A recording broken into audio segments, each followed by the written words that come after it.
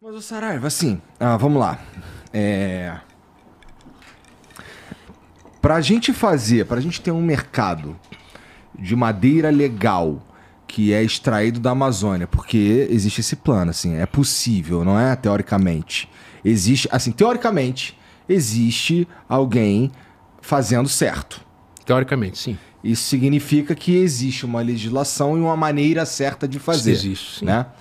Essa maneira certa, ela inviabiliza o negócio em questão de a barreira de entrada, por exemplo, assim, tô falando de grana. Precisa de muita grana pra tu fazer uma parada como essa em comparação à madeira ilegal. E também, assim, mesmo que não exista madeira ilegal, retirar a retirada ilegal da madeira, vamos dizer que ela não existe. Ainda é viável fazer tudo isso de maneira legal ou o Estado pesa demais e atrapalha mesmo esse mercado? Nesse caso, olha que o Estado brasileiro, eu acho que atrapalha muito o empreendedorismo. Mas nesse caso é impossível vencer, porque o próprio bem que é objeto do negócio, ele é ilícito. Como não há como regularizar uma empresa que compra carro roubado.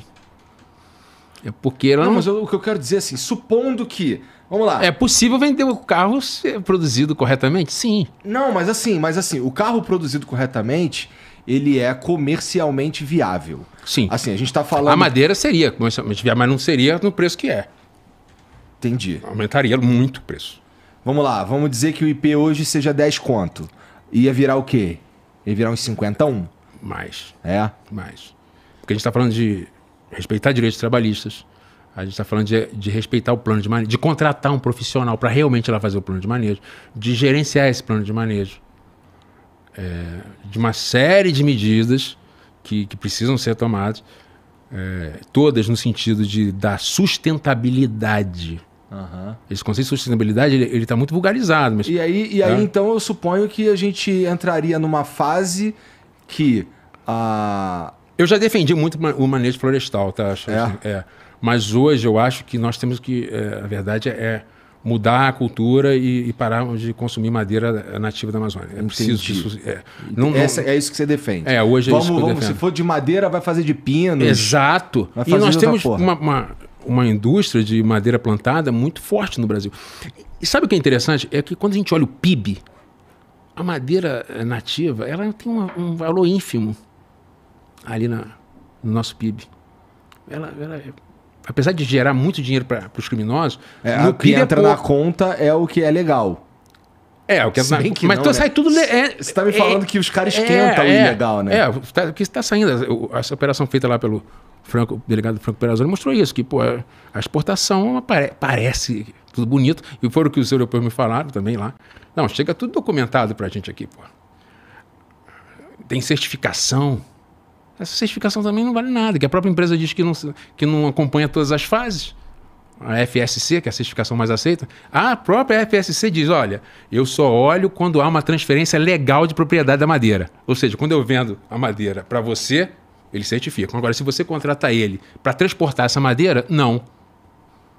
E uma das fases mais sensíveis para o depósito também não. Então não é certificação, meu. Certificação tem que ter cadeia de custódia, que é o que, eu passei pro Igor dia tal, tantos metros cúbicos de madeira, você, entendeu? Isso então não tem, só serve pro consumidor final da madeira dormir tranquilo. E o Saraiva, esses caras não se matam entre si não, cara? Por disputa de território, disputa de mercado? Isso aconteceu já bastante. Mas isso acontece como? São as grandes organizações contra as populações tradicionais, contra os indígenas. Os Auaguajá, no Maranhão, por exemplo, sofrem demais com os madeireiros. O Aimiri Atruari, no Amazonas. Os Yanomamis com os garimpeiros. Claro que gera conflito. Mas entre si eles não se matam? Olha... Eles têm uma capacidade... O fenômeno que aconteceu foi a convergência criminosa. Então me explica essa porra. Né? Não sei o que tu quer dizer com isso. Seguinte, tem um cara aqui que está traficando droga na fronteira. O outro na pesca ilegal de pirarucu, tartaruga. O outro na madeira ilegal. Acaba um misturando com o outro e todo mundo se une ali e vai ganhar dinheiro junto. Então o dinheiro do ouro vai para o exterior, compra cocaína, traz para o Brasil, investe em madeira e o troço ficou aquele negócio confuso. O que eu vejo hoje na Amazônia, que o tempo que eu fiquei lá, e que eu fiquei muito, que me preocupa realmente, porque como carioca, né? Eu vi o que aconteceu no Rio de Janeiro, nós vimos, né? Uhum. As coisas foram... Não era assim. Lá onde eu morava em São Gonçalo, assim... Quantos governadores que estavam enrolados com a justiça aí? Nossa Senhora. Acho que 5, né? Seguidos, inclusive, né? A coisa foi saindo do controle do Estado, que hoje existem áreas que o Estado não entra. Existem. Ainda existem muitas áreas, né? Ou a milícia, enfim. E eu vejo na Amazônia isso indo para o mesmo caminho. Só que nós vamos ter um Rio de Janeiro problemático de tamanho continental. Então existem medidas que precisam ser tomadas pelo Estado brasileiro hoje. Mas tem umas sendo tomadas, não é? Eu vi você, inclusive, elogiando uma criação de um departamento na Polícia Federal, Sim, né? se criou uma diretoria, pela primeira vez, uma diretoria específica para combate a crimes ambientais. Isso sinaliza positivamente, né? E eu espero que os resultados sejam os melhores. Né? Gente para fazer isso tem. E o livro mostra... Não existe mais a desculpa que não tem... Eu acho que o mérito do livro, de quem trabalhou nesse livro, é mostrar o seguinte, ó, não venha me dizer que não tem jeito. Me diga qualquer coisa, mas não me diga que não tem jeito para acabar com o desmatamento, porque tem. E vou te dar um exemplo. Quando eu estava no cargo no Amazonas, o desmatamento foi em 2020... foi de 1.424 quilômetros quadrados, alto.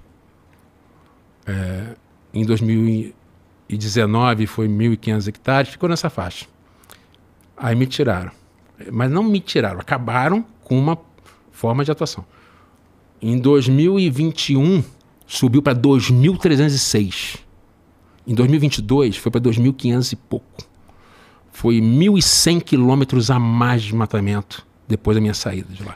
O que isso quer dizer? Nossa, isso é preocupante, porque assim, você Sabe falou... qual é o tamanho de São Paulo todo? Cidade de São Paulo inteira? 1.500 quilômetros quadrados. Foi uma São Paulo, quase. De diferença. De diferença. Só no Amazonas. Porque se eu estou entendendo direito, vamos lá, vamos para arredondar aqui. 1.500 quilômetros quadrados no ano, 2.000 quilômetros quadrados 2.300. Tá, e aí a gente meio que, pra calcular o desmatamento, a gente soma esses números, então coisa pra caralho. É muita coisa, é muita coisa. Quando a gente pegou, acho que ano passado vai dar 14.000 quilômetros quadrados de desmatamento. Caralho. 14.000, são 10 cidades do tamanho de São Paulo. Mas ó...